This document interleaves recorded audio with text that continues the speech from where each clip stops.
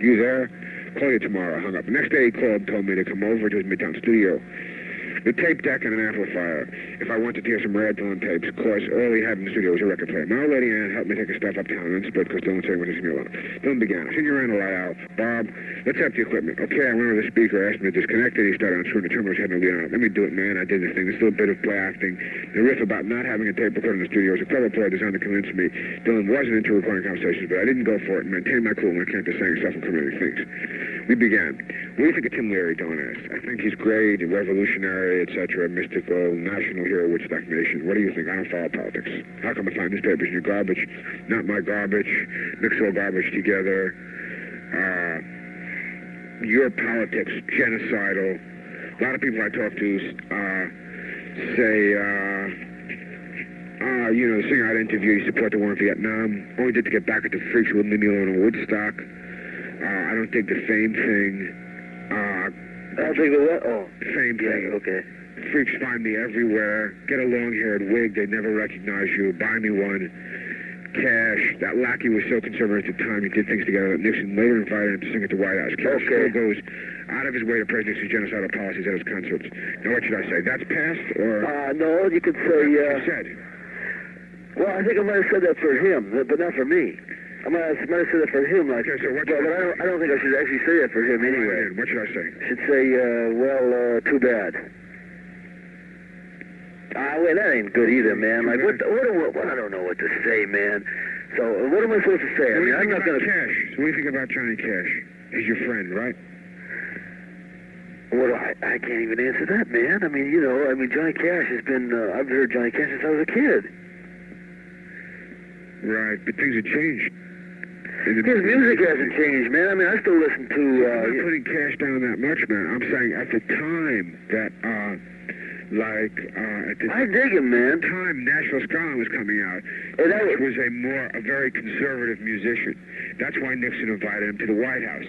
He changed. Cash was going through a change, whether be it motivated by financial or motivated, you know, just being exposed to the music people the way they are today. He went through some kind of a change, right? So what I'm saying is, at the time you did things together. I'm not attacking Cash now. That he. Hey, I love him, man. I mean, that's it. I just don't. I got nothing else to say. Okay, man. Almost all the other rock poets put you down in their songs, your own language for your politics. They're just using my phrasing. No, man, they understand what you say. From studying your poetry. And man, if you really believe in your current bag and want to continue to remain in it, how come you cop down on yourself in your poetry? And the poetry is simple enough that many people understand it. Isn't that indicative of a contradiction in your personality? Now I had Dylan going. He suddenly became this is a composite of our two conversations. Now I'm going to say that. You know, I have a little preface to put that it isn't an exact quote and it's a composite. I didn't get to that yet, as I didn't finish the last part. Plus a little news release about Don't Expose Me on New Morning. Isn't that indicative of a contradiction in your personality? No, what did you just say, man? What does all have to do? That wasn't in the article. That's going to be in there. This isn't complete. It's about 90% complete. What's left is a little thing saying, this is not Dylan talking, this is my... I never said Don't Expose Me in New Morning. What's that? Backwards. You know, you play a part of it backwards. And it says Don't Expose Me? Yeah. Oh, fuck, man. Jesus. It's the same part that, you know... Yeah, why don't you play the Andy Williams record backwards, man? See what it says. The record backwards, man. It only makes sense in two places. With Mars Invades Us, and only when you slow the words, you know. With Mars Invades Us, and ain't no reason to go into town, and that says Don't Expose Me backwards. You know, like, you know that as well as I do, man, because you put it there.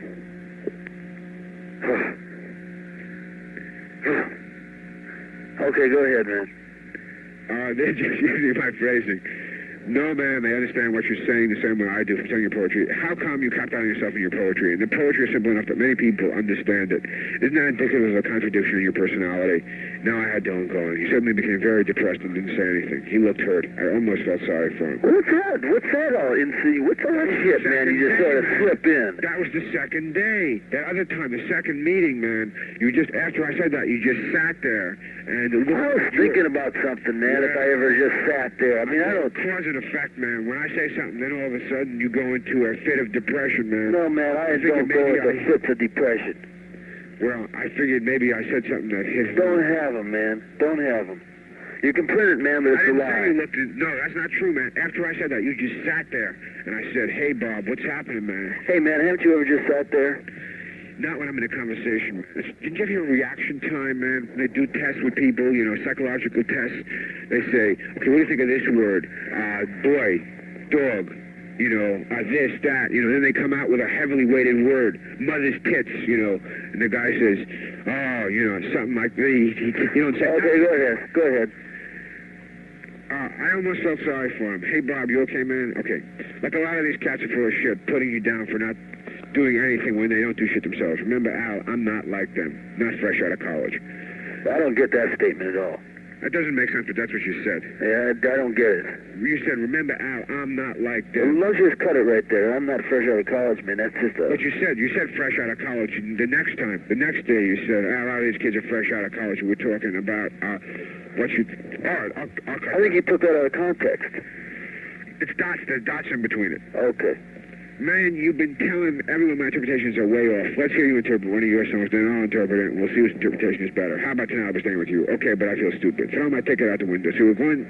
Oh, take it. Stop just for a minute. Yeah. There was another thing. Back there someplace on Rolling Stone, you asked me about Rolling Stone. I think you passed it. I don't think you read it. Oh, you didn't get it? Okay, I'm sorry.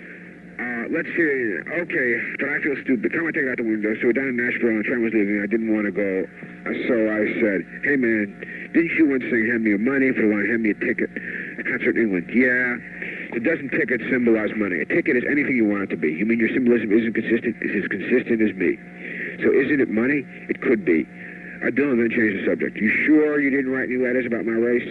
No, man. How many times I have to tell you? Like, every letter I ever wrote to you was on Dylan Archive Stationery. Was that? Yes, I got it right here. He couldn't find it. Did you ever write any songs to me? Absolutely not. How about Dear Landlord? Just so you know, it wasn't written to Grossman, as many people think. I want to get in there when you said Grossman used to speak for me. I wanted to get that in there. Yeah, but that wasn't about their landlord. That was about something else. So I'll say, I'll say that, okay? I'll say... He used to act on my behalf. It wasn't about you. I didn't know... Didn't know who you... I wasn't aware of you then. Right, I wasn't aware of me. Okay. Throughout our conversation, the phone line constantly, at one point, someone came to the door and handed Dylan a fan letter and a book of poems. He read the fan letter right then and there, handed me the book. Take a look at it, tell me what you think, advise me. You're a knowledgeable cat, and I could use some advice, even on politics. Bullshit. I should have a book of my poems out in 2 years, and a book containing all my songs should be out soon, and I'm planning to release that song, You Have a Rat Tape of, She's Your Lover Now, as a single. Bullshit. That's true, man. I say it's bullshit. We'll see when it happens, man. Okay. What do you think about my work, man? Your approach is sincere. Yeah. Okay. You got this whole thing on tape, huh? I can't believe you, Weberman. I just can't believe you. Well, I'm not gonna... Look, I can't do anything with it, man. Right? I can't do anything with it. So what, you got the whole thing on tape, huh? No, I don't. Just a part of it. The tape machine fucked up. What part did you get? I don't know. So are you going to play this for your class? No, I'm never going to call you again. No, I'm never not fucking again. I'm not going to play it for my class, man. I'm going to, you know... then I began to tell Bob why I feel the way I do about third world liberation. I went into a riff about my visit with a very poor cat in Mexico. Let's write a song together about your trip and we'll split the royalties. Send my cut to Cesar Chavez, man. Now, that's not true. I didn't say that, but, you know, that's how I feel now. So you just tell me what happened to you and I'll do the writing. I was down in Progreso in the Yucatan. I stayed with this laborer, typical third world scene. Poverty, famine, disease. Like being born into a nightmare. Prolonged death agony. Anyway, the cat became a bracero, migrant farm worker, so that he wouldn't starve to death. Bracero on his sombrero. This cat thought the communists were little people. He was brainwashed. His pad was next to a garbage dump. Now, you got to convince Americans through this song that they should support wars of national liberation. Dylan came up with a song that went like this. Down in Progreso, I don't know, this is, you know, a bracero lived in a sombrero full of espresso. You know, how's that? Yeah, that's all right. What the fuck is this, man? No one is ever going to be convinced of anything when you write that abstractly. That's my thing, Al. Know anything about the other book screaming about me? Well, Robert Shelton, Tony Scaduto, and Toby Thompson doing books. I know Tony. He says he's going around talking to all your friends, Jack Elliott, Mackenzie, etc., and your old lovers, Susie Rotella, Joni Baez, collecting information about you. He said he would have studied your lyrics, but he knew he couldn't get permission to reprint them. That's not the reason. He could never figure them out. He'll only come up with rumors. He did a pretty good job, though. Man, I think you're a fucking reactionary. You don't use your influence to save lives. Man, look at all the death around us. Look what just happened in Pakistan. That was a result of capitalism. The people were so poor they couldn't cope with a natural disaster. I wonder why the good Lord wanted all those people to die. You don't. I do. But how about with God on our side? I wasn't thinking that. I don't think I said that. I think you made that up. I said, I made up, how about with God on your side? I said, how about that interview back in '64 with Mr. Jones of Melody Maker magazine, is what I said, you know, but I didn't, but I figured that it would be better, more people would be hip to with God on our side, you know, but you did say I wasn't thinking then. In other words, I didn't say, I said, how about that, what you said to Mr. Jones, it was very esoteric. Let's see, well... But that's what you said, man. I wasn't thinking that. So what should I say? So what do you want me? I'll change it, you know. Yeah, I don't know what you changed it to, but I don't remember saying that in that context. So what should I change it to? You do believe in God, don't you?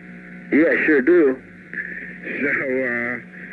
So, you know, see, that evidently you were, at one time you didn't, right? You said, that's what you said in some statements, right? You said, yeah. I believe in God. Yeah. So, evidently, if you do now, you don't then. You weren't. Yeah, I must have then, too. What? I must have then, too. Okay, I'll put that in. How about using some of your $5 million to save lives? I don't have that much. Bullshit, I got inside information, you millionaire pig. I didn't call you a pig, but, you know, that's how I felt. And you never do any benefits.